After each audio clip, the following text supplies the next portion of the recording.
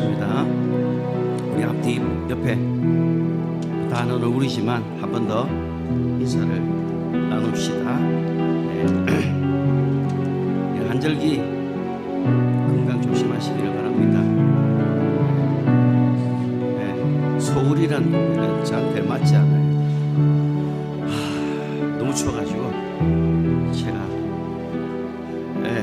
우리 전사님은 서울이 너무 좋으시지만 저는 서울이란 동네가 차도 많고 좀 추웠습니다. 그 옷을 여기 남쪽을 생각해서 올라갔다가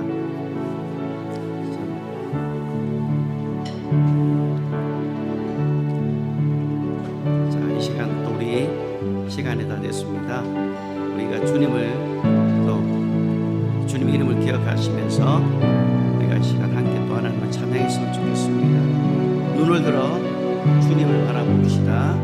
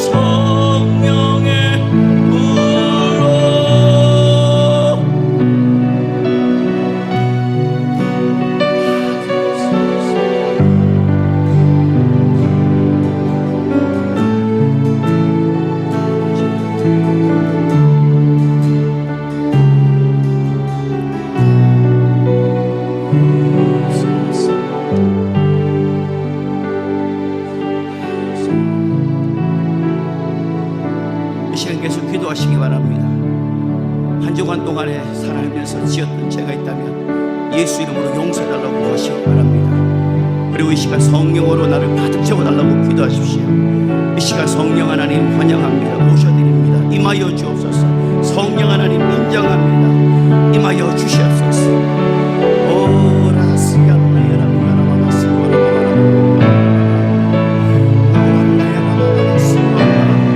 우리의 눈으로 지은 죄를 용서하여 주시옵소서.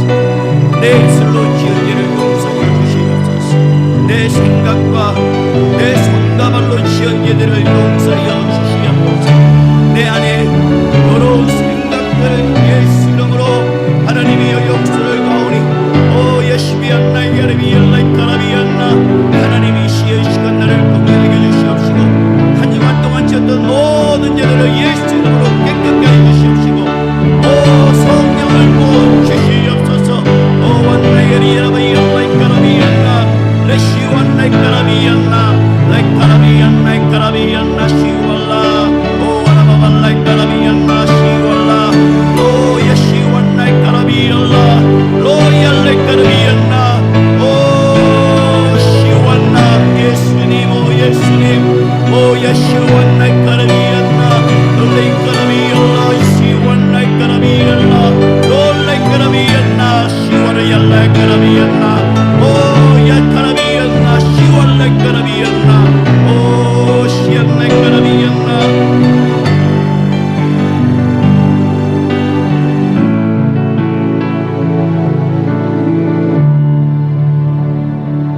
완전하신 주님을 예배합니다.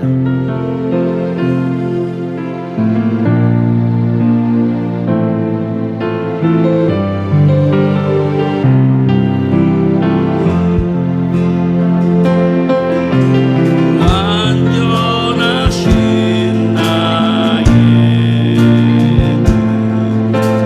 의의 길로 날 인도하소서.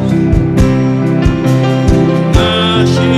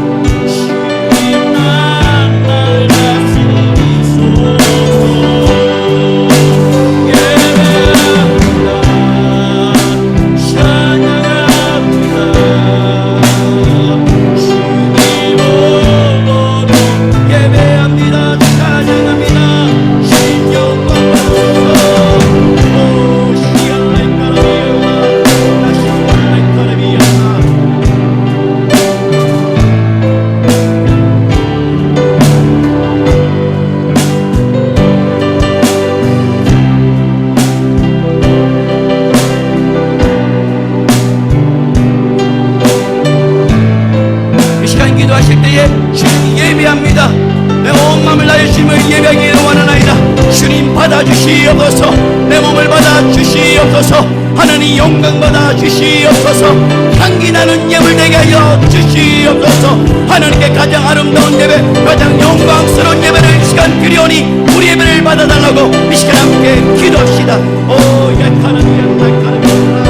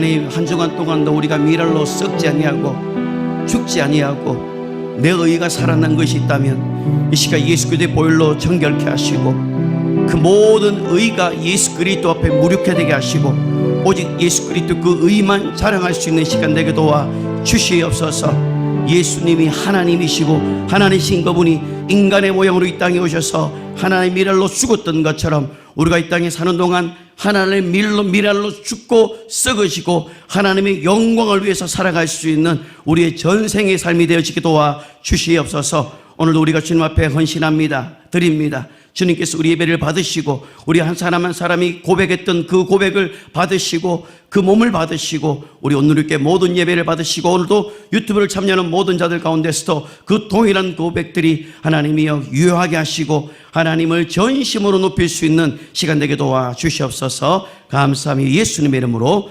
기도드립니다. 아멘. 우리 하나님께 영광이 받... 오늘은 인자로 오신 그리스도에 대해서 설명을 제가 오늘 말씀을 나눌 건데 이 부분이 사실 이 짧은 시간 안에 이거를 다 풀기에는 너무나도 내용이 깊어요.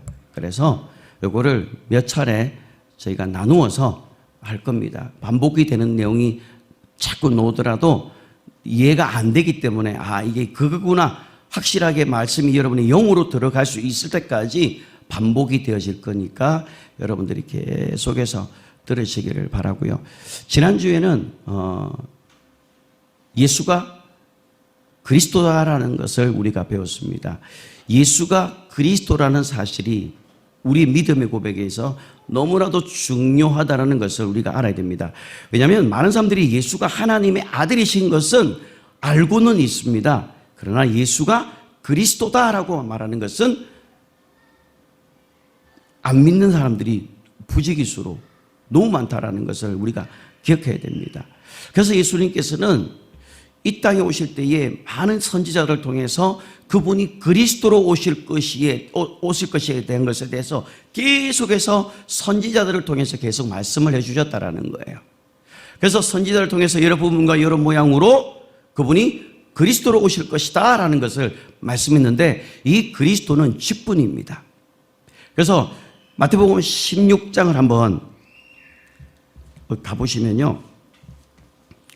오늘 말씀과 지난주의 말씀이 연결되는 말씀입니다. 자, 그래서 오늘 말씀을 다시 지난주에 했던 걸 한 번 더 제가 정리를 하는 차원에서 말씀을 드리는 겁니다. 자, 마가복음 16장에 보시면 21절에 16장 21절 한번 읽어볼까요? 이때로부터 예수 그리스도께서 자기가 예루살렘에 올라가 장로들과 대제사장들과 서기관들에게 많은 고난을 받고 죽임을 당하고 제3일에 살아나야 할 것을 제자들에게 비로소 나타내시니라고 이야기합니다. 그러니까 그리스도라는 것은 직분입니다. 근데 그 그리스도 안에는 뭐가 있었죠? 많은 고난을 받겠다라는 거예요. 이사야 선지자를 통해서도 말씀을 했고 그리고 그 외에 다윗을 통해서도 그분이 그리스도로 오실 것이라는 것에 대해서도 말씀을 하셨어요. 그래서 그분이 많은 고난을 받고 그 다음에 죽임을 당하고 제3일에 살아나야 한다라고 이야기를 하는 거예요. 그래서 예수가 그리스도라는 사실을 분명하게 고백하지 않으면 그 사람은 구원받지 못합니다. 왜냐하면 영생은 유일하신 참 하나님과 그가 보내신 자 예수 그리스도를 아는 것이기 때문에 우리가 영생을 얻기 위해서는 예수가 하나님의 아들일 뿐만 아니라 예수님께서 이 땅에 오셔서 많은 고난을 받고 죽임을 당하고 그리고 부활하신 분이라는 그 그리스도라는 그분을 완전하게 정확하게 믿어야 구원이 여러분들에게 그대로 간다라는 거예요. 그냥 주여 주여 한다고 해서 천국 가는 것이 아니라는 거예요. 자, 그러면 여기서 21절에 보면 많은 고난을 받고 죽임을 당하고 제3일에 살아나야 할 것을 제자들에게 비로소 말씀하셨다. 이 말은 뭐냐면 인자로서 오신 하나님의 아들 이분이 죽임을 당하고 그리고 하나님으로부터 보내심을 받은 그리스도의 직분을 감당하고 있다라는 뜻입니다. 그래서 인자와 그리스도는 다른 의미입니다. 이걸 이제 구분해내야 되는데, 그리스도는 뭐죠? 고난을 당하고 죽임을 당하고 그 다음에 십자가에 죽으시고 부활하신다는 그 의미가 그 안에 담겨 있다는 거예요. 그래서 그리스도를 우리가 알지 못하면 영생이 그와 상관이 없다는 거예요. 자, 요한복음 20장 또 한번 보겠습니다. 요한복음 20장 31절 한번 읽어보겠습니다. 자, 오직 이것을 기록하면 너희로 예수께서 하나님의 아들 그리스도의 심을 믿게 하려 하며 또 너희로 믿고 그 이름을 힘입어 생명을 얻게 하려 함이니라. 자, 보세요. 이 성경을 기록한 이유가 뭐죠? 구약 성경을 기록한 이유가 예수께서 하나님의 아들 뭐라고요? 그리스도이심을, 여러분들이 예수가 그리스도임을 믿으십니까? 그것을 정확하게 믿어야 여러분들이 영생을 얻게 된다라는 거예요. 그래서 성경을 기록한 이유가 바로 그리스도이심을 믿게 하려 하며 또 그 이름을 믿고 그 이름을 힘입어 생명을 얻게 하려 한다라고 이야기합니다. 그런데 이것을 정확하게 안 게 어디냐면 바로 사도들이었습니다. 사도들이 예수가 그리스도라는 사실을 정확하게 알고 있었고, 그것들을 그 예수가 바로 너희가 죽였던 그 분이 바로 그리스도이신데, 그분이 바로 하나님이신데 그분을 임금과 구주로 삼으셨다. 근데 그거를 너희들이 죽였다라고 이야기를 했던 거예요. 그러면서 사도들은 어디를 가든지 항상 예수가 그리스도라는 사실을 계속해서 가르쳤다라는 겁니다. 사도행전을 한번 보겠습니다. 사도행전 5장 42절.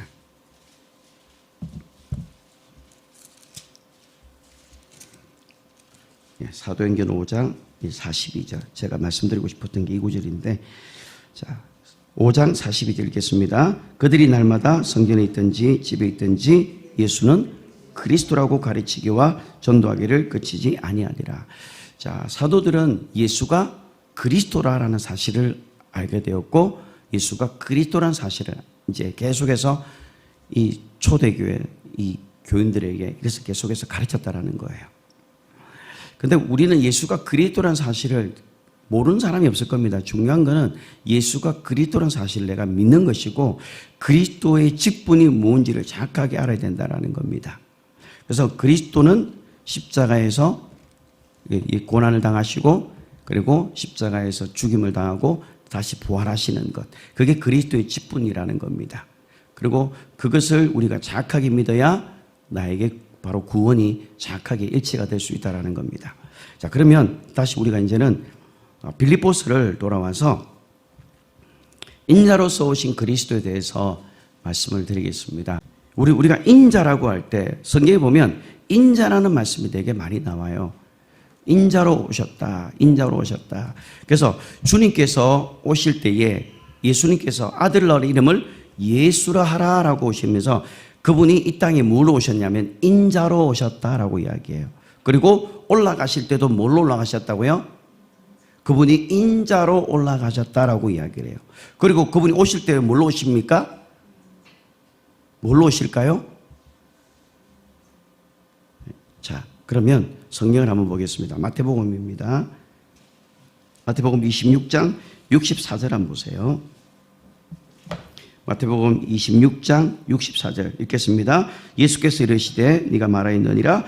그러나 내가 너희에게 이르기를 이후에 인자가 권능의 우편에 앉아 있는 것과 하늘의 구름을 타고 오는 것을 너희가 보리라. 여기 보시면 이후에 인자가 권능의 우편에 앉아 있는 것과 라고 되어 있어요. 그래서 인자가 오실 때에 구름을 타고, 하늘 구름을 타고 오는데, 여기 사는 구름은 천사들입니다. 천사들과 함께 오시겠다라는 거예요. 많은 분들이 하늘 구름 하니까 구름이 저기 하늘 위에 떠 있는 그 구름을 타고 오겠다라고 많이 오해를 합니다. 예수님은 그 구름 타고 오는 게 아니에요. 구름 타고 오면 깔아앉아요. 예수님도 아니에요. 구름을 타고 온다는 것은 천사들과 함께 오시겠다라는 말씀이거든요. 그런데 그분이 오실 때 뭘로 오신다고요? 인자로 오시겠다라고 이야기하는 거예요. 그러니까 주님이 오실 때는요, 그분이 인자로 오신다라는 것을 우리가 기억해야 돼요. 그냥 단지 그냥 예수님이 오신다, 아니요, 인자가 오신다라는 거예요. 자, 그 다음에 마가복음 13장 26절 읽겠습니다. 자, 그때에 인자가 구름을 타고 큰 권능과 영광으로 오는 것을 사람들이 보리라. 여기서 보세요. 인자가 구름을 타고 오신다고 했죠. 그러니까 그분이 오실 때는 인자로 오신다라는 거예요. 인자로. 그래서 여기서 인자라는 의미가 예수님께서는 자주 사용을 했는데 요 뜻이 무엇인지를 알아야 돼요. 미리 말씀을 드리면 이 인자라는 뜻은 사람의 아들이라는 뜻이지만 원래 정확하게 말하면 참 사람이다라는 뜻이에요. 예수님께서 오실 때에 사람으로 오셨다라고 말하는 거예요. 오실 때도 참 사람으로 오신다라고 이야기를 하는 거예요, 이게. 자, 그 다음에 마가복음 14장 62절도 한번 보겠습니다. 읽겠습니다. 예수께서 이르시되 내가 그 나라 인자가 권능자의 우편에 앉은 것과 하늘 구름을 타고 오는 것을 너희가 보리라 하시니. 자, 여기 보시면 내가 그니라. 그렇죠? 그러면서 인자가 전능자의 우편에, 인자가 오실 때, 그분이 오실 때 뭘로 오신다고요? 뭘로 오신다고요? 구름을 타고 오신 무엇으로 오신다고요? 인자로 오신다라는 거예요. 인자로. 요한복음 1장 18절을 한번 또 보세요. 자, 본래 하나님을 본 사람이 없을 때 아버지 품속에 있는 독생하신 하나님이 나타나셨느니라 라고 되어 있습니다. 자, 하나님은 원래 영원전부터 스스로 계신 분이라고 말씀을 드렸습니다. 홀로 하나이신 하나님, 유일하신 하나님, 독생하신 분. 그분을 우리는 하나님이라고 그래요. 그래서 그 하나님을 우리는 창조주라고 말할 때 우리는 그분을 아버지라고 이야기를 해요. 그리고 그 아버지가 뭐라고 했냐면 빌립보서 2장 6절에 보시면 그는 하나님 근본이시라고 말합니다. 자, 그런데 지금 독생하신 하나님은 원래 어디 있었어요? 누구의 품에 있었다고 되어 있죠? 아버지의 품 속에 계셨다라고 이야기를 해요. 원래 그분은 아버지의 품 속에 계셨다가 그리고 그분이 독생하신 하나님이 말씀이 육신이 되어서 나타나셨다라고 이야기를 하는 거예요. 하나님과 하나님 아버지 품 속에 계신 독생하신 하나님이 말씀이 육신이 되어 이 땅 가운데 나타나셨다라고 이야기합니다. 자, 그런데 그분이 이 땅에 오실 때에 하늘에서는 하나님께서 아들을 위해서 하늘을 만드셨다라고 이야기를 해요. 자, 히브리서를 한번 보겠습니다. 히브리서 1장 2절과 3절입니다. 히브리서 1장 2절과 3절 읽겠습니다. 이 모든 날 마지막에는 아들을 통하여 우리에게 말씀하셨으니 이 아들을 만유의 상속자로 세우시고 또 그로 말미암아 모든 세계를 지으셨느니라. 이는 하나님의 영광의 관계시요 그 본체의 형상이시라. 그의 능력의 말씀으로 만물을 붙드시며 죄를 정결케 하는 일을 하시고 높은 곳에 계신 지극히 크신 이의 우편에 앉으셨느니라. 자, 여기 보시면 하늘을 누구를 위해서 만들었다고 되어 있느냐면 아들을 위해서 만들었다라고 이야기를 해요. 그런데 이 하늘을 아들을 위해서 만들었는데 이 하늘은 언제 만들어졌느냐? 영원 전에 창세기 1장에 나오는 천지 창조 태초가 아니라 요한복음 1장 1절에 나오는 영원전 태초에 하나님께서 하늘을 두셨다라고 말하는 거예요. 자, 그런데 하늘을 영원전 태초에 하늘을 창조하셨는데 하나님은 영원전부터 스스로 계신 하나님이시고 독생하신 하나님은 그 아버지 품속에 계셨다라고 말하는 거예요. 자, 그런데 이 하늘을 영계 하늘입니다. 이 하늘이 영계 하늘을 누구를 위해 만들었다고요? 아들을 위해서 만들었고 이 하늘에다가 뭘 두었다고 하냐면 보좌를 두었다라고 이야기를 합니다. 시편 103편을 한번 보십시오. 자, 시편 103편 19절 말씀입니다. 읽겠습니다. 여호와께서 그의 보좌를 하늘에 세우시고 그의 왕권으로 만유를 다스리시도다. 자, 여호와께서 그의 보좌를 어디에 세웠다고요? 여기서 말하는 하늘은 성경에는 첫째 하늘과 둘째 하늘과 셋째 하늘이 있습니다. 첫째 하늘은 그냥 우리가 눈으로 보는 새들이 날아다니는 하늘. 둘째 하늘은 우주를 포함한 하늘입니다. 그걸 공중이라고 이야기를 하기도 하고 흑암이라 이야기하기도 하고 엄부라고도 이야기를 합니다. 자, 그런데 또 하나가 세 번째 하늘이 있습니다. 여기서 말하는 이 세 번째 하늘은 영계의 하늘이에요. 영계의 하늘에 하나님께서, 그러니까 영원전에 계셨던 하나님께서 영원전 언제쯤인지는 모르지만 하늘을 만드셨고, 그 하늘을 누구를 위해서 만들었다고요? 아들을 위해서 만들었다라고 말하는 겁니다. 잘 들으셔야 돼요. 아들을 만들었는데, 아들을 위해서 이 하늘을 만드셨는데, 그 하늘에 나중에 하나님께서 천사들을 만드셨어요. 천사들의 수가 얼마나 많냐면 찾지는 않겠습니다. 요한계시록에 가보면 만만이요 천천이라고 이야기합니다. 만만이요 천천이야, 이 말은 관용어적인 표현인데 우리 부산말로 말하면 억수로 많다는 말이에요. 천지백갈이라는 거예요. 그러니까 영원전 하늘에 하나님께서 하늘을 만드시고, 그리고 그 하늘에 보좌를 두시고, 그 보좌를 지키는 천사들을 거기에다가 어마어마하게 많이 만들었다라고 말하는 거예요. 그래서 그걸 성경에서는 무별이라고도 해요. 그리고 그 천사장들이 있잖아요, 그죠? 천사장들을 두고, 그 다음에 또 여호와의 사자, 그 다음에 서랍, 그룹 천사, 많은 천사들을 만들어 놓으셨다라는 거예요. 누구를 위해서요? 누구를 위해서요? 아들을 위해서 만들었다라는 거예요. 영원전 태초에 아들을 위해서 하늘을 만드셨다라는 겁니다. 그게 바로 히브리서 1장 1절과 2절에 있는 말씀이 바로 그 말씀이에요. 그리고 이것을 골로새서 1장 15절 또 넘어가 보시면, 골로새서 1장 15절부터 17절까지 함께 읽겠습니다. 자, 그는 보이지 아니하시는 하나님의 형상이시요 모든 피조물보다 먼저 나신 이시니 만물이 그에게서 창조되되 하늘과 땅에서 보이는 것들과 보이지 않는 것들과 혹은 왕권들이나 주권들이나 통치자들이나 권세들이나 만물이 다 그로 말미암고 그를 위하여 창조되었고, 또한 그가 만물보다 먼저 계시고 만물이 그 안에서 함께 섰느니라. 자, 여기 보시면은 이제 15절에 보시면 그는 보이지 아니하시는 하나님의 형상이라고 말합니다. 이 형상은 뭘 말하냐면 그리스도를 말해요. 고린도서 4장 4절에 보면 그리스도는 하나님의 형상이라고 말하거든요. 그러면 모든 피조물보다 먼저 나신 이시니 만물이 그에게서 창조되되, 자, 그래서 하나님께서는 영원전에 하늘을 두시고 거기에 보좌를 두시고 하늘을 만드시고 보좌를 거기에 두셨다고 말해요. 그런데 그 보좌에는 하나님의 이름을 거기에 두었다는 겁니다. 하나님의 이름을 뒀는데, 자, 이 아들은 원래 어디 있었어요? 요한복음 1장 18절에 보시면 하나님의 품속에 계셨다라고 이야기를 해요. 하나님의 품속에 계셨지 그분이 보좌를 버리고 온 적이 없습니다.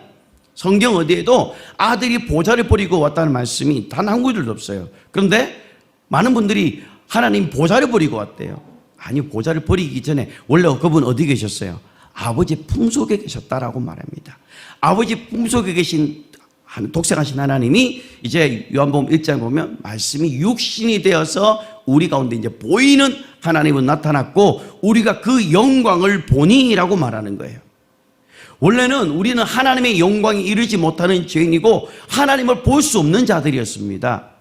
그런데 이제는 우리의 눈으로 그 하나님의 영광을 볼 수 있는 자가 되었다라고 이야기를 하는 거예요. 구약 사람들은 그 하나님의 영광을 가히 볼 수가 없었는데 이제 신약 시대에 와서 이제 은혜 시대에 와서 이제 그분을 우리가 직접 보게 됐던 거예요. 그래서 우리가 그의 영광을 보니 뭐예요? 은혜와 진리가 충만하더라라고 말하는 거예요. 그러니까 신약 시대 때, 은혜 시대 때 우리가 보는 것과 구약 시대 때 그들이 보는 것들은 엄청난 차이예요. 여러분들은 그분의 영광을 볼 수가 있는 겁니다.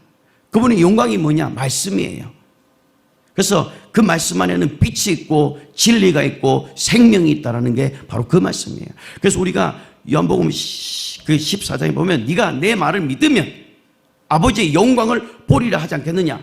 그 말씀을 믿으면 뭘 본다고요? 영광을 본다라는 거예요. 그러니까 여러분들이 기도의 응답을 받으면 그걸 뭘 보는 거예요? 그게 영광을 보는 거와 똑같다고 말하는 거예요. 그러니까 여러분들은 하나님의 영광을 볼 수 있는 자들이다라고 성경은 말을 하는 겁니다. 멋지잖아요? 여러분들이 그만큼 대단한 존재라는 거예요. 구약 사람들은 감히 할 수도 없는 그 일들이 지금 예수 그리스도 때문에 일어나 버렸어요. 자, 어쨌든 하늘도 그를 위하여 창조되었고 또 보이는 것과 보이지 않는 것들과 영적인 것들이 다 그를 위하여 창조되었다고 말합니다. 자, 그런데 하나님은 이 아들을 위해서 한 가지 뜻을 정하십니다. 그리고 그 뜻을 아들은 아버지 뜻에 순종하셨다라는 겁니다. 그게 바로 빌립보서 2장 6절에 있는 말씀입니다. 자, 빌립보서 2장 6절에 보시면 그는 근본 하나님의 본체시나라고 이야기합니다. 그러면서 5절에 보면 너희는 이 마음을 품으라. 이게 그냥 단순히 겸손의 의미로 들어가면은 너무 폭이 좁아져요. 이건 아버지의 마음이, 아버지 경륜이, 아버지의 뜻이에요. 네가 아버지 뜻을 품으라라는 거예요. 예수님이 품었던 것처럼, 인자로 오신 그분이 품었던 것처럼 우리가 그 마음을 품게 되면 아버지 그 뜻을 볼 수가 있는 어마어마한 그것을 남겨놓은 거예요. 그래서 그는 근본 하나님의 본체라고 말합니다. 이 하나님의 본체를 요한복음 1장 18절에 보시면 뭐냐면 독생하신 하나님이라고 말하는 거예요. 그리고 이 하나님의 본체를 요한복음 3장 18절에 보시면 뭐라고 하냐면 하나님의 독생자라고 이야기해요. 똑같은 말이에요. 요한복음 1장 18절 그리고 요한복음 3장 18절 그 다음에 지금 여기 빌립보서 2장 6절에 있는 하나님의 본체가 다 똑같은 의미예요. 하나씩 한번 살펴보겠습니다. 먼저 요한복음 1장 18절을 한번 보십시오. 요한복음 1장 18절에 보시면 여기 보시면 뭐예요? 독생하신 하나님이 나오죠. 이 독생하신 하나님 뭐라고요? 본체라는 거예요. 그 다음에 3장 18절을 한번 보십시오. 여기 보시면 그를 믿는 자는 심판을 받지 아니하는 것이요 믿지 않은 자는 하나님의 독생자. 예, 이 하나님의 독생자가 바로 하나님의 본체라는 거예요. 그래서 우리는 이렇게 이야기를 정의할 수 있습니다. 아버지는 근본이시고 아들은 그 근본의 본체, 즉 형상이라고 말하고, 그리고 성령님은 본래 영이시기 때문에 본영이라고 이야기합니다. 그런데 그분이 일체라고 말하는 거예요. 근데 하나님과 본체시나 하나님과 동등됨을 취할 것으로 여기지 아니하시고 말합니다. 자, 하나님과 그분은 동등하신 분이라는 거예요. 요한복음 5장 18절에 보시면 나는 하나님과 동등하다라고 이야기합니다. 근데 이분이 동등하시지만 그분이 동등됨으로 하늘나라의 그 영원전에 있었던 그 하늘나라에 들어가게 되면 하나님의 뜻이 이루어지지 않는 거예요. 하나님의 뜻을 이루기 위해서는 그분이 아버지 품속에 계신 독생하신 하나님이 이 땅에 인자로 오셔야 한다라고 말하는 거예요. 인자로 오셔서, 즉 참 사람으로 오셔서, 즉 피를 흘려야 되는 분으로 오셔야만 우리의 죄의 문제가 처리가 된다라는 것입니다. 그래서 만약에 하나님과 동등되어서 똑같이 동등됨으로 들어가 버리면 하나님의 뜻이 이루어지지 않기 때문에 하나님과 동등됨을 취할 것으로 여기지 아니하시고 자기를 비워서 종의 형체를 가지사 사람과 같이 되셨다라고 말합니다. 그래서 이 사람과 같이 되었다는 이 말을 바로 인자라고 이야기를 하는 것이고, 스데반이 이것을 뭐라고 이야기하냐면 사도행전 7장 56절을 보세요. 사도행전 7장 56절입니다. 읽겠습니다. 말하되 보라 하늘이 열리고 인자가 하늘 우편에 서신 것을 보노라는데, 자, 여기서 누가 서신 걸 보는 거예요? 예수가 아니고 인자라고 말해요. 지금 스데반도 그분이 인자로 올라간 것을 믿었다라는 거예요. 우리가 그냥 쉽게 그냥 인자 단순하게 넘길 문제가 아니라 그분이 이 땅에 오셔서 하나님의 품속에 독생하신 하나님이 말씀 육신에 이 땅에 오셔서 사람의 모형으로 이 땅에 오셨다가 죽으시고 부활하시고 피를 흘리시고 올라가실 때 인자로 올라가셨다라는 사실을 지금 스데반은 믿었다라는 거예요. 그래서 인자가 하나님 우편에 서신 것을 보고 예수가 아니고 인자가 하나님 우편에 서신 것을 보았다라고 이야기를 하는 거예요. 그러니까 초대교회도 이걸 알고 있었다라는 거예요. 그러니까 예수님께서 인자로 오셨다는 이 사건은 정말 어마어마한 거예요. 이게 사람이 언어로 표현 자체가 안 돼요. 제가 언어가 부족해서 표현할 능력이 부족해서 내가 못하는 게 너무 안타깝습니다. 근데 어쨌든 이것들을 깨닫게 되면 하나님의 뜻이 다 보입니다. 성경이 쫙 열려지게 돼요. 구약부터 신약까지 뭘 말하는 건지를 보게 되는 거예요. 그래서 절대 인물 소교가 놓을 수가 없어요. 거기서 예수 그리스도를 발견하면 그것만 말하게 되어져 있는 거예요. 저는 여러분들이 그런 눈이 열려지기를 주님 이름으로 축복합니다. 자, 요한복음 17장 5절도 한번 보겠습니다. 자, 요한복음 17장 5절입니다. 읽겠습니다. 아버지여, 창세전에 내가 아버지와 함께 가졌던 영화로서 지금도 아버지와 함께 나를 영화롭게 하옵소서. 자, 창세전에 이미 아버지 안에서 아버지의 영광을 돌리면서 아버지를 기쁘게 한 자였습니다. 그리고 아버지가 아들을 동등한 자로 여기고 모든 영광을 그에게 주셨다라고 말하는 겁니다. 그런데 이 아들은 아버지와 동등됨을 취할 것으로 여기지 아니하시고 자기를 낮추어서 영원히 섬기는 종으로 왔다라는 거예요. 그래서 겸손히 낮아지려고 하셨다라는 겁니다. 그리고 아버지 앞에서 순종하는 자로 영원히 순종하시기 위해서 그 아버지의 뜻을 알고 그 뜻에 순종하셨다라는 겁니다. 그래서 예수님께서 하늘에서 이루어진 것 같이 땅에서 이루어지기 원합니다라고 했던 것도 바로 그것 때문이었고, 십자가에서 죽으실 때 다 이루었다라는 것도 바로 그 아버지의 뜻, 영원전에 세웠던 그 아버지의 뜻을 인자로 오셔서 그 아버지의 뜻을 자기가 다 성취했다라는 어마어마한 고백입니다. 그래서 아버지는 아들에게 하늘을 창조해 주시고 하늘 보좌에 앉힐 수 있도록 모든 권세와 능력을 이 아들에게 주셨다라는 겁니다. 자, 그런데 예수님께서 이 땅에 인자로 오시고 십자가에 죽으시고 고난받고 그 다음에 부활하시고 나서 무엇으로 올라가셨다고 했죠? 인자로 올라가셨다라고 말합니다. 자, 그러면 요한복음 5장을 또 보겠습니다. 요한복음 5장 20절부터 23절까지 다 같이 읽겠습니다. 아버지께서 아들을 사랑하사 자기에게 행하는 것을 다 아들에게 보이시고 또 그보다 더 큰 일을 보이사 너희로 놀랍게 여기게 하시리라. 아버지께서 죽은 자들을 일으켜 살리신 것 같이 아들도 자기가 원하는 자들을 살리려니라. 아버지께서 아무도 심판하지 아니하시고 심판을 다 아들에게 맡기셨으니 이는 모든 사람으로 아버지를 공경하는 것 같이 아들을 공경하게 하려 함이라. 아들을 공경하지 아니하는 자는 그를 보내신 아버지도 공경하지 아니하느니라. 자, 여기 보시면 22절에 보시면 아버지께서 아무도 심판하지 아니하고 심판을 누구에게 남기셨다고요? 아들에게 맡기셨다라는 겁니다. 하나님께서는 아들과 함께 하늘을 천지를 창조하시고 하늘도 아들을 위해서 만드시고 같이 그 사이에 같이 하셨어요. 그리고 아들에게 아버지의 뜻을 보여주시고 그리고 아버지의 뜻을 아들이 알고 그 아버지의 뜻을 알고 그분이 하나님과 동등하지만 동등됨을 취할 것을 여기지 아니하시고 종의 모양으로 이 땅에 사람과 같이 되어서 오셔서 이 땅에 이제는 하나님과 동등하신 그분이 이 땅에 인자로 오시겠다라고 이제는 그 뜻에 순종하셨다라는 말이에요. 그래서 그 뜻에 순종하니까 뭐예요? 아버지께서 아들에게 뭘 넘겼다고요? 심판하는 권세를 넘겨주셨다는 겁니다. 뭘 심판하는 겁니까? 마귀를 심판하는 권세를 넘겨주셨던 거예요. 즉 다시 말하면 세상 임금, 이 세상 임금, 그 당시의 임금은 말 한마디면 모든 걸 얻을 수 있는 최고의 권력자입니다.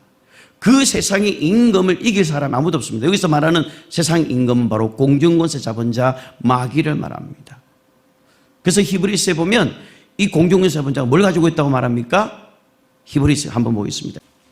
2장 14절 다 같이 읽겠습니다. 자녀들은 혈과 육에 속하였음에 그도 또한 같은 모양으로 혈과 육을 함께 지니시면 죽음을 통하여 죽음의 세력을 잡은 자 곧 마귀를 멸하시며. 보세요. 죽음의 세력을 잡은 자 마귀는 죽음의 세력을 가진 세상의 임금이었습니다. 이 세상의 임금을 이길 수 있는 법은 아무도 없었습니다. 왜? 아직 불법이 불법이라보다 아직 진리의 법이 이 땅에 오기 전까지, 예수가 진리잖아요. 그렇죠? 진리가 이 땅에 오기 전까지 불법이 드러나질 않았던 거예요. 근데 이제는 진리의 법이 오므로서 그 불법을 제어할 수 있는 이제는 그 힘이 생겼던 거예요. 근데 이 세상의 임금을 제어할 수 있는 것은 이 세상의 법으로는 할 수가 없는 거예요. 하늘로부터 오는 법이어야만 됐던 거예요. 그래서 그분이 진리로 그분이 이 땅에 오셨다라는 거예요. 그래서 내가 곧 길이요 진리라고 말을 하는 거예요. 자, 그 다음에 히브리서 또 보겠습니다. 2장 9절과 10절을 또 한번 보겠습니다. 이 히브리서 2장 9절과 10절 읽겠습니다. 오직 우리가 천사들보다 잠시 동안 못하게 하심을 입은 자 곧 죽음의 고난을 받으심으로 말미암아 영광과 존귀로 가는 쓰신 예수를 보니 이를 행하심은 하나님의 은혜로 말미암아 모든 사람을 위하여 죽음을 맛보려 하심이라. 그러므로 만물이 그를 위하고 또한 그로 말미암은 이가 많은 아들들을 이끌어 영광에 들어가게 하는 일에 그들의 구원의 창시자를 고난을 통하여 온전하게 하심이 합당하도다. 자, 여기 보시면 9절에 보시면 죽음을 맛보시기 위해서 낮아지셨다라는 거예요. 여러분, 인자라는 말은요, 죽음을 맛본다라는 말이고요. 그리스도라는 것은 고난을 당한다라는 말이에요. 그래서 그분은 죽음을 맛보고 고난을 같이 경험하는 인자와 그리스도로 오셨다라는 거예요. 그래서 그분이 인자로 오셨다라는 것은 예수님이 고난을 당하시고 그리고 십자가에 죽으시고 부활하셨다는 것을 내가 믿는 것이 그게 그 일이 바로 그리스도고 그걸 내가 믿으면 구원을 받는 거예요. 자, 근데 인자는 뭐예요? 죽음을 맛보시기 위해서 오셨다는 거예요. 그래서 인자로 오신 그리스도는 죽음을 맛보시기 위해서 오셨고 그분이 십자가에서 대신 우리의 죄를 대신 십자가에 죽으심으로 해서 우리의 죄를 대신 값을 치르고 피를 흘려서 사셨다라는 겁니다. 왜? 피에는 생명이기 때문에. 근데 이 죄는 죄가 없는 사람이 이걸 해결할 수밖에 없는데 이 세상은 다 죄인이거든요. 다 마귀의 종로로 다녔기 때문에 방법이 없는 거예요. 그렇기 때문에 새로운 피가 필요했던 겁니다. 그게 바로 예수 그리스도의 영원전부터 준비되어 있던 보배로운 피, 어린 양의 보배로운 피가 이미 알리신 바 되었다. 영원전부터 준비가 되어 있다라는 겁니다. 그러면 우리는 영원전에 뭐가 이미 준비되어 있다라는 거예요? 보배로운 피가 준비되어 있다라는 겁니다. 그 보배로운 피가 흘리기 위해서 그분이 인자로 오셨다라고 이야기를 하는 겁니다. 그래서 빌립보서 2장 5절에 보시면 너희 안에 이 생각을 품으라. 즉 그리스도 예수님 안에 있던 그 생각, 그 마음을 품으라라고 말합니다. 그러면서 하나님 앞에서 영원히 겸손하시고 영원히 순종하셨던 것처럼 그래서 이 땅에 인자로 들어오셨다라는 겁니다. 아버지 품속에 계신 독생하신 하나님이 이 지구 안에 들어올 때에 인자로 들어오셨다라는 사실을 너희가 믿고 그 인자로 오신 그분이 그리스도로 죽으셨다라는 것을 여러분들이 믿으라라고 말하는 거예요.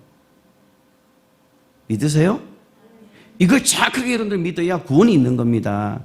그냥 뭐 성경 필사하고 뭐 그냥 뭐 교회 봉사한다고 해서 구원이 있는 게 아니라 예수 이름 안에 구원이 있는데 그 예수님의 이름이 무엇이고 그분이 와서 그리스도로서 뭘 했는지를 정확하게 알아야 되고 그분이 이 땅에 인자로 오시고 올라가실 때 인자로 올라가셨는데 다시 오실 때 그분이 또 인자로 오신다는 사실을 정확하게 알고 있어야 돼요. 그게 아버지의 뜻이었어요.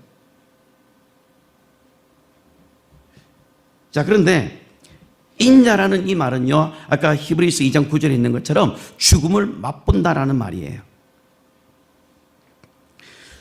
인자라는 것은 자기를 하나님과 동등하지만 자기를 낮추어서 종의 형체로 낮추어서 사람과 같은 모양이 되어서 인자로 오시겠다라고 말하는 거예요. 그것을 누구에게 허락받았느냐? 아버지께 허락받았다라고 말하는 거예요. 요한복음 10장입니다. 요한복음 10장 17절, 18절. 자, 한번 읽어보겠습니다. 요한복음 10장 17, 18절입니다. 내가 내 목숨을 버리는 것은 그것을 내가 다시 얻기 위함이니 이로 말미암아 아버지께서 나를 사랑하시느니라. 이를 내게서 빼앗는 자가 있는 것이 아니라 내가 스스로 버리노라. 나는 버릴 권세도 있고 다시 얻을 권세도 있으니 이 계명은 아버지에게서, 내 아버지에게서 받았다라고 말해요. 인자로 오시는 것을 아버지로부터 계명을 받은 것이다라고 말하는 거예요. 예수님은 그냥 죽임을 당하신 게 아니라 아버지께로부터 계명을 받고 죽으셨다라는 거예요. 그래서 그 죽음이 공의로운 죽음이에요. 그래서 인자로 죽으시는 것이 아버지의 계명을 받고 그렇게 하셨다라는 거예요. 그러니까 예수님께서 내가 죽겠습니다 라고 한 게 아니라 아버지께서 그것을 허락하셨다라는 거예요. 그리고 그 계명을 받고 아들이 인자로 이 땅에 오셔서 죽으셨다라고 이야기를 하는 겁니다. 그래서 마태복음 20장 28절에 보면 인자가 온 것은 섬김을 받으려 함이 아니라 도리어 섬기려 하고 많은 사람이 대속물로 주로 왔다고 이야기하는 거예요. 자, 하나님의 아들이 원래 어디 있었습니까? 아버지 품속에 있었죠. 아버지 품속에서 나오셔서 이제는 종의 형체를 가진 뭐가 됐다고요? 인자가 되셨다라고 말하는 겁니다. 그러면 이제 뭘로 보좌에 들어가시겠다라는 거예요? 인자로 보좌에 들어가시겠다라고 말하는 겁니다. 원래 하나님께서 영원전에 하늘을 만드시고 거기에 보좌를 세우시고 그 보좌에다가 이름을 두셨는데 아들이 거기에 바로 들어가면 하나님과 동등해지는 것이고 아버지의 뜻이 이루어지지 못합니다. 그분이 하나님과 동등하지만 아버지의 뜻을 이루기 위해서 그분이 이 땅에 아버지 품속에 계신 독생하신 하나님이 이 땅에 인자로서 죽음을 맛보시기 위해서 오셨다라고 말하는 거예요.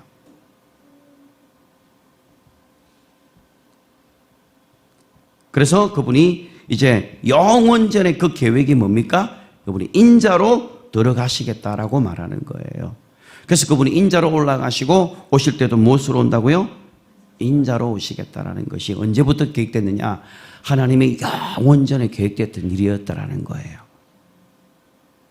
멋있지 않나요? 하나님의 계획이. 아마 지금 이 메시지가 무슨 말인지 이해가 안 되신 분들이 있을 거라고 저는 생각합니다. 왜냐하면 이거는 정말 하나님께서 계시해 주지 않으면, 하나님께서 이것을 설명해 주지 않으면 뭐지 저게? 당할 수 있을 거예요. 그러나 계속 듣고 찾다 보면 하나님의 그 뜻이 무엇인지를 알게 되고, 야, 정말 하나님의 뜻이 대단하구나. 감히 인간의 지혜로는 하나님의 그 지혜를 상상할 수가 없는 거예요. 우리 인간이 하나님의 지혜를 어떻게 합니까? 그런데 우리가 하나님의 뜻을 안다고요? 우리가 어떻게 알아요? 하나님 뜻을 보여주십시오. 성령의 감동이 아니고서는 하나님 뜻을 알 수가 없습니다. 그런데 감사하게도 이 성경을 하나님께서 이 성경을 우리에게 주셨고 성령의 조명을 통해서 이 하나님의 뜻을 볼 수 있게 해주셨다는 거예요. 요한복음 11장 27절에 보시면 이런 말씀이 있습니다. 나는 부활이요 생명이니라고 말씀이 있어요. 여기서 뭘 말합니까? 나는 부활이요, 이 말은 이제 예수님께서 인자로 오셔서 이제 죽기까지 순종하셨습니다. 이제는 뭘로 들어가시려고요? 부활로 들어가시기 위해서 그분이 인자로 오셨다라는 말이에요. 이게 그분은 부활하시기 위해서 오신다라는 게 다른 말로, 그분이 인자로 오시기 때문에 인자로 오신다는 것은 그 안에 나는 부활로 오시겠다라는 거, 다시 살아나겠다라는 의미가 담겨져 있다라는 겁니다. 그러면 부활하기 위해서는 뭐가 있어야 됩니까? 죽음이 있어야 되겠죠. 그러면 죽기 위해서는 뭐가 어떻게 됩니까? 그분이 뭘로 와야 돼요? 그분이 인자가 되어야 하는 거예요. 근데 이 인자가 되는 것이 누구로부터 받았다고요? 아버지께로부터 그 계명을 허락받고 그리고 그 하늘에 들어가시겠다라고 말하는 겁니다. 자, 그래서 요한복음 17장 8절을 한번 보세요. 자, 나는 아버지께서 내게 주신 말씀들을 그들에게 주어 싸우며 그들은 이것들을 받고 내가 아버지께로부터 나온 줄을 참으로 아오며 아버지께서 나를 보내신 줄도 믿었삼노이다. 보세요. 내가 아버지께로부터 나온 줄을 참으로 아오며, 그러니까 아버지께로부터 나왔다라고 이들은 믿고 있었다라는 거예요. 그리고 아버지께서 나를 보내신 줄 믿었다라고 지금 말하는 겁니다.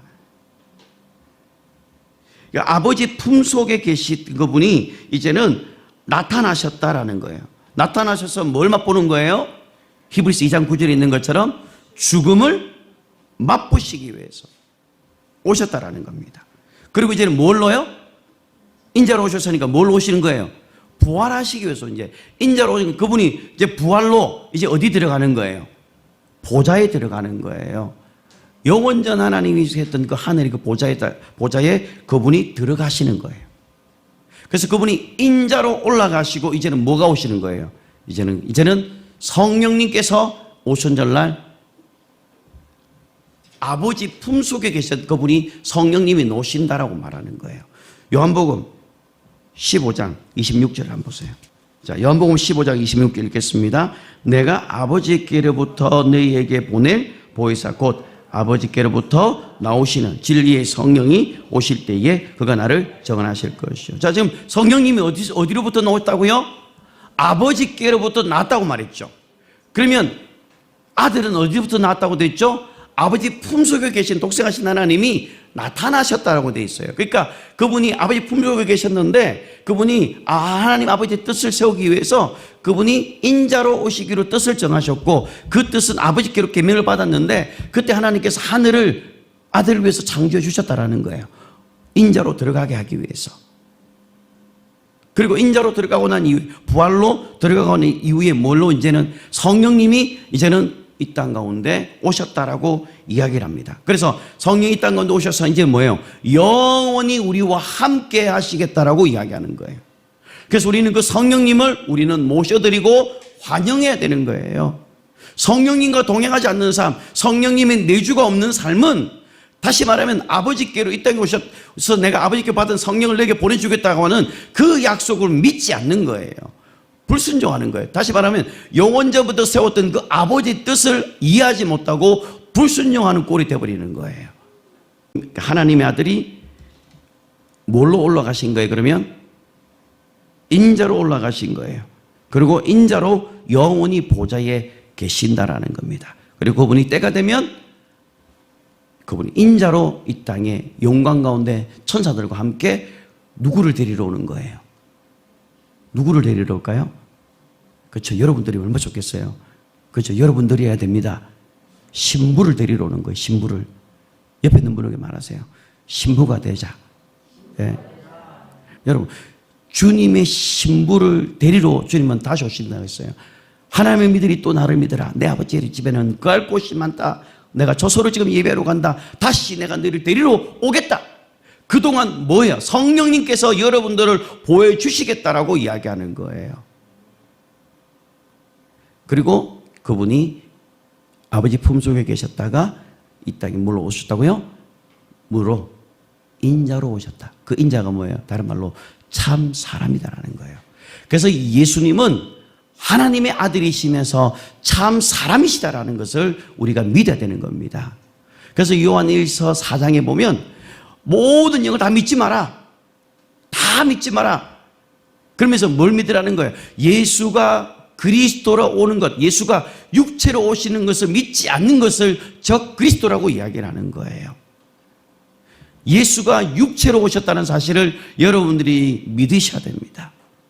그리고 그분이 인자로 올랐던 그분이 다시 우리를 데리러 오신다는 사실을 여러분들이 기억하셔야 됩니다. 예수 그리스도는 피를 흘리면서 아프게 죽으셨어요. 그냥 영혼이 그냥 떠나면 하나도 아플 것이 없는 그분이 예수님께서 뭐를 피를 흘리면서 고통스럽게 죽으셨다라는 거예요. 이렇게 고통스럽게 죽으신 이유가 뭡니까? 바로 우리의 인류의 죄를 담당하기 위해서였습니다. 아버지 앞에서 자기를 낮추시고 복종하실 자세가 그분이 되어져 있었고, 그리고 그분에게 아버지께서는 심판을 할 수 있는 권세를 그 아들에게 주셨다라는 겁니다. 그리고 그 심판하는 권세를 죽기까지 순종하시면서 십자가에서 죽으시면서 피를 안 흘려도 되는 그분이 피를 흘리시고, 통증을 느끼지 않아야 될 분이 통증을 느끼시기 위해서 인자로 오셨다라는 겁니다. 누구 때문에요? 우리들 때문에.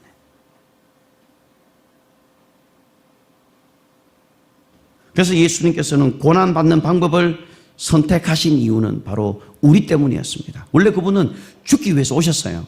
그러나 고난받는 것은 우리 때문에 고난받는 것이었어요. 그래서 예수 그리스도는 하나님의 아들이시고 인자라는 사실을 우리가 기억해야 되고, 하나님의 아들로서 예수, 그리고 인자로서 그리스도시다라는 것을 우리가 명심해야 합니다. 그래서 예수가 죽으신 것이 아니고 그리스도가 죽으셨다라는 겁니다. 그리스도의 직분으로서 그분이 죽으셨다라는 것이고, 인자로는 그분이 죽음을 맛보는 거예요. 그래서 여기서 인자라는 것은 아버지 품속에 나오실 때 아버지와 동등됨을 취할 것으로 여기지 아니하고 자기를 낮추어서 종의 형체로 오셔서 죽기까지 순종하는 그 아들을 바로 인자라고 말합니다. 골로새서 2장 6절에 있는 것처럼 그는 근본 하나님의 본체시나, 하나님의 본체시나 동등함을 취하지 아니할 것은 하나님이 언제부터 계획된 거예요? 영원 전부터 계획되었던 것이고, 그 영원전에 세웠던 그 아버지의 뜻을 아들이 순종했고, 그리고 그것을 순종함으로 인해서 어떻게 순종하는가? 십자가에 죽지 않아도 되는 분이 죽으심으로, 그것을 순종할 때에 아버지께서 아들에게 심판하는 인자로서 심판하는 권세를 주셨고, 그 심판하는 권세를 가지고 마귀를 멸했던 것입니다. 그리고 그 마귀를 멸하는 것이 하나님의 아들이 오신 목적이었던 것이었고, 그 마귀가 멸해야만 우리 그 안에서 인간의 구원이 거기서 나올 수가 있던 것이었기 때문에 그 모든 뜻을 알고 아들이 순종하시고 아버지와 동등됨을 취할 것을 여기지 아니고 이 땅에 인자로 오셨다가 죽음을 맛보시고 그리스도로서 고난을 당하셨지만 부활하셔서 인자로 하늘 보좌에 앉아 계시고, 나중에 그분이 다시 인자로 우리를 데리러 오신다라는 것을 여러분들이 기억하시기를 바랍니다. 주님은 다시 오십니다. 다시 오실 그 주님, 그 주님을 여러분들이 기다리면서 그 하나님의 그 혼란 뜻을 아들이 알고 순종했던 그 아들의 그 죽기까지 순종하는 그 순종을 우리가 기억하면서 그것을 이루기 위해서 하나님과 동등하신 그분이 이 땅에 인자로 오시고 그리스도 고난을 당하러 오셨던 그 놀라우신 그 하나님 아버지의 사랑, 그리고 예수 그리스도가 죽기까지 우리를 사랑할 정도로 지독한 사랑을 우리에게 하고 있는 그것을 여러분들이 기억하시면서 여러분들이 한 주간 동안도 그 하나님의 은혜와 사랑 속에 살아가는 여러분들 되시기를 주님의 이름으로 축복합니다. 기도합시다.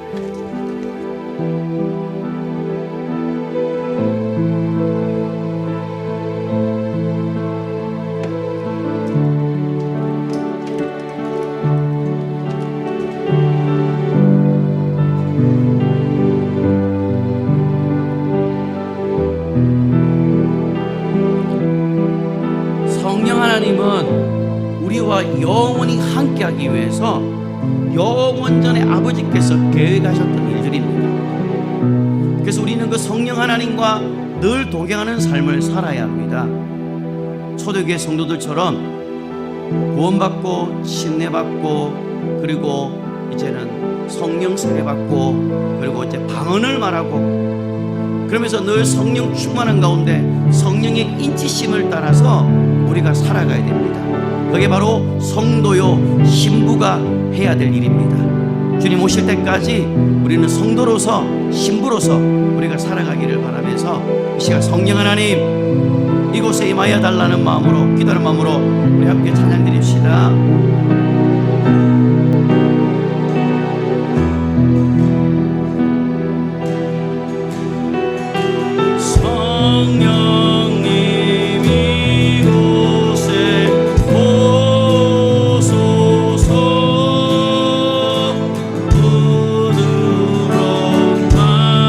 바람처럼 잠잠하게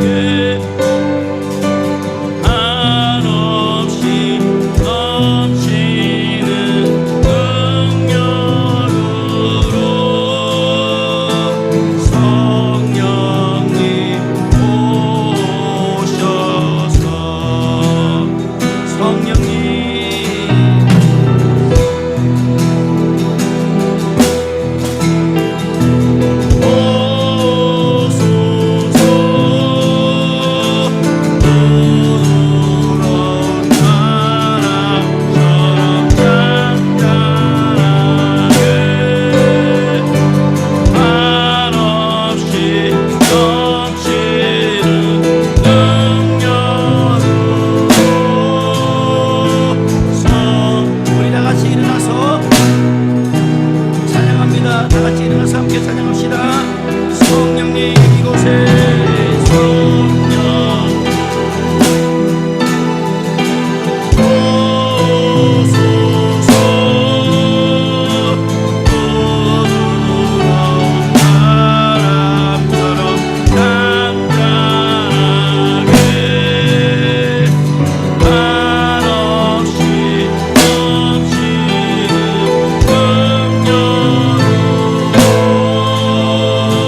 성령님 오셔서 이 시간 기도하실 때에 성령 하나님 한 주간 산 동안에도 성령이 충만한 삶을 살 수 있게 해달라고 우리 다 같이 기도하겠습니다.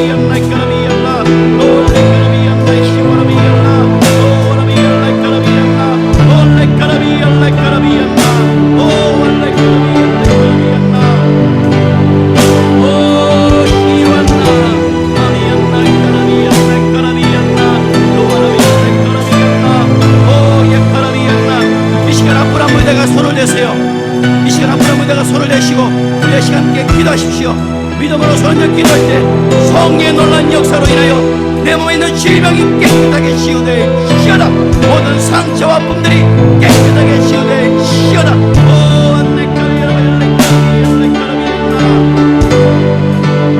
예수 이름으로 명령하노니 몸에 있는 더러운 질병을 나타나갈시어다. 깨끗하게 시어다. 모든 통증은 예수 이름으로 완전히 사라질시어다.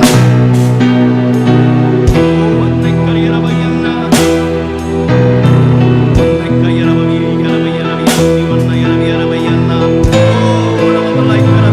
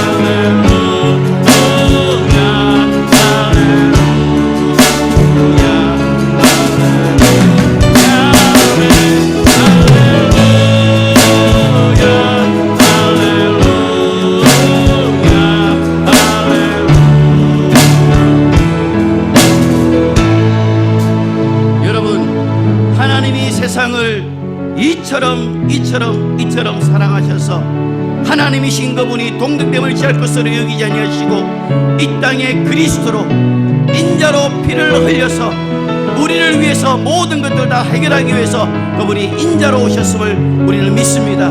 그분이 그리스도로움을 믿습니다. 이제 그분이 독생자의 이름을 우리에게 남겨주셨습니다. 그 이름을 믿으면 누구든지 영생을 얻는다고 말씀했습니다. 그러나 여러분들 가운데 아직 이 독생자의 이름은 알지 못하고 결국에는 영원한 지옥으로 떨어질 수밖에 없는 사랑하는 부모님들과 형제들과 가족들이 있을 것입니다.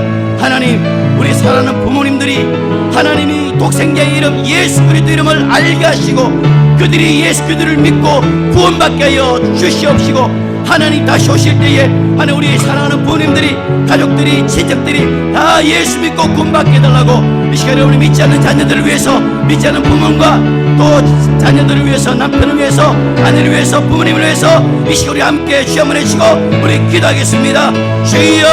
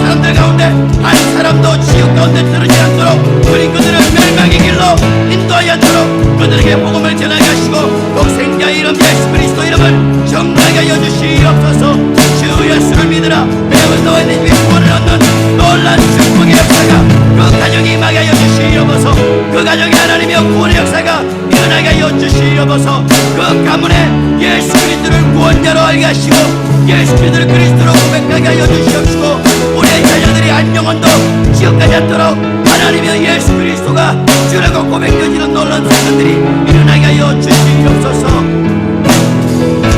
하나님이 세상을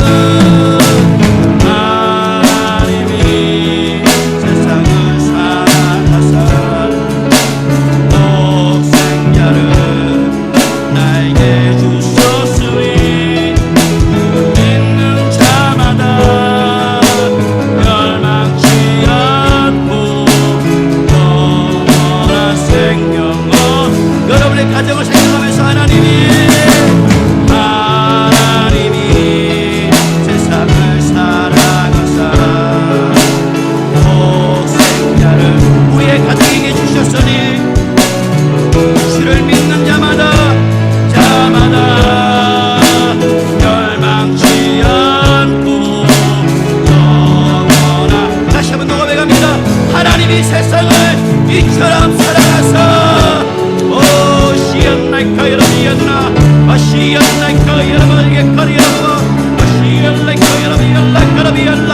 하나님 한 명도 예수 그리스도를 알지 못하고 지옥 가는 영혼들이 없도록 하나님과 복음을 전케 하여 주시고, 하나님이 세상을 사랑하사 얼마나 우리를 위하여 하나님의 복이신 그것을 알고 그 복음을 전하는 삶을 살게 하여 주시옵소서. 오 연락과 여러분 연락과를 열어볼라 낙하라비 연락과 여러분 연락과를 열어봐봐.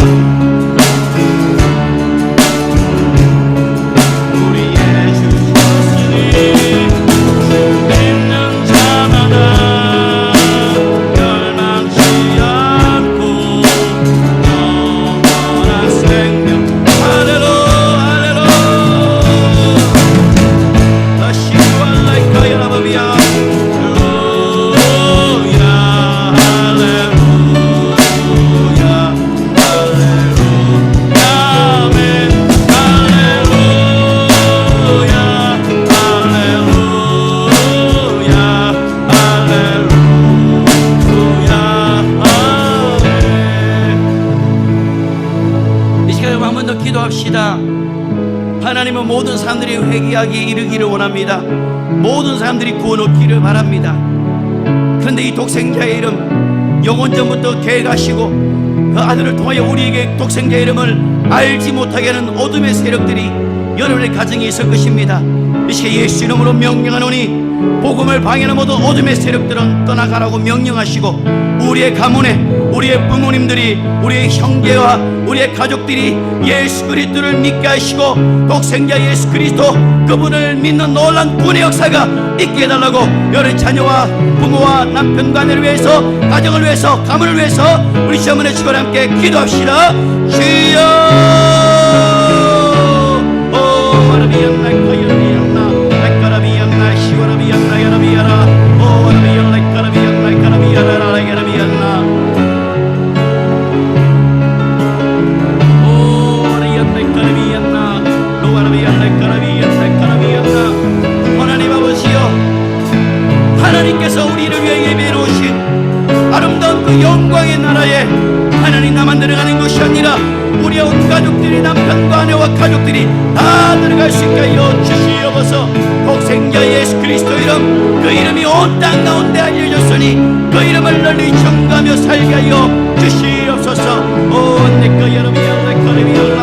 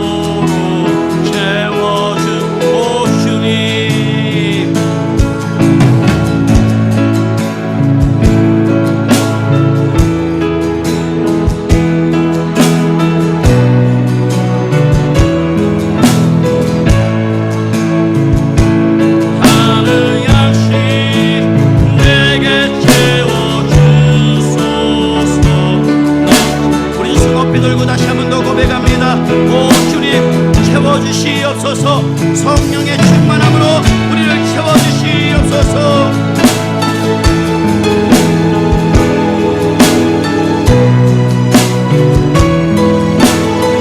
나시완나까 여러비였나 나시완나까 여러비였나 까라비였나 주소서.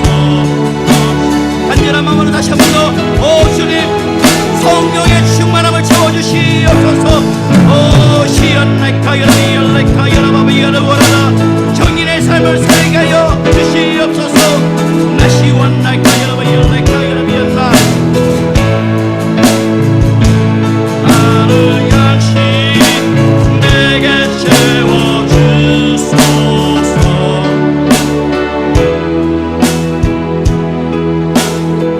이 시간 마지막으로 기도하실 때 하나님 내 입에 복음의 담대한 마음을 주시옵소서. 예수가 그리스도여 인자로 오신 하나님, 우리를 향한 엄청난 사랑을 나누며 많은 사람들에게 전가하여 주시고 우리 믿지 않는 자들에게 정인의 삶을 살 수 있게 달라고 기도하십시오. 안중한 동안도 정인의 삶을 살게 할 수 있도록 성령으로 나의 심령에 충만하게 하시고 나의 입술에 복음을 담대하게 전가할 수 있게 달라고 이 시간 우리 시험을 내시고 우리 함께 기도합시다. 주여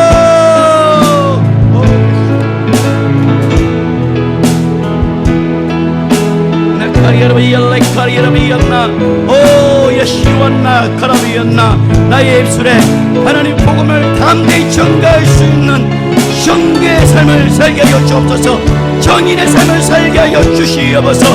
내 입술로 불평과 원망과 한탄에 빠져있는 것이 아니라 믿지 않는 자들 향해서 복음을 담대히 전가할 수 있는 영혼의 살아나는 마음을 주시옵시고 성령의 충만함을 주셔서 하나님의 정의의 삶을 살게 하여 주시옵소서.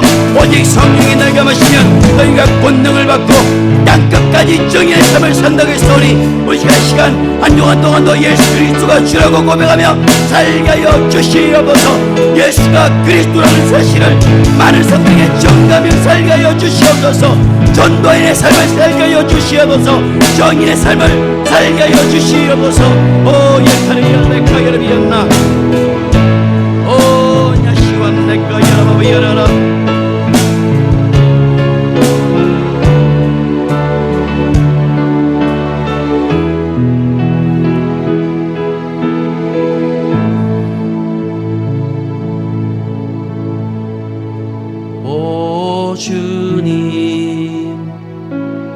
채우소서.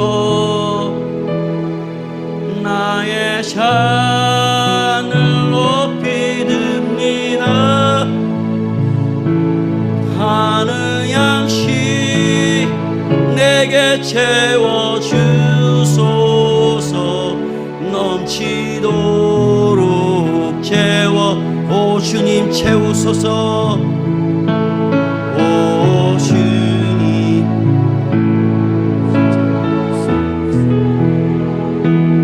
나의 잔을 높이 듭니다.